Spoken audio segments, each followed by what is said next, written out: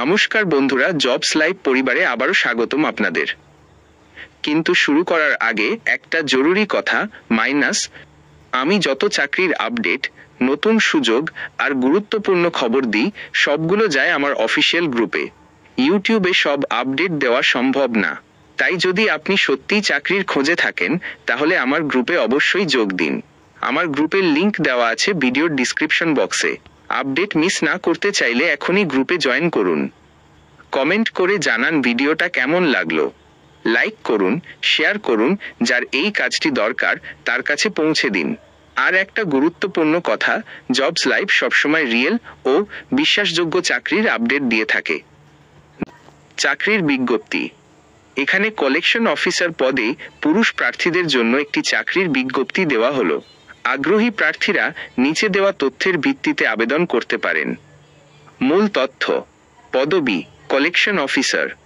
শুধুমাত্র পুরুষ প্রার্থীরা আবেদন করতে পারবেন। শিক্ষাগত যোগ্যতা: ন্যূনতম উচ্চ মাধ্যমিক 12th পাস বা স্নাতক গ্র্যাজুয়েট।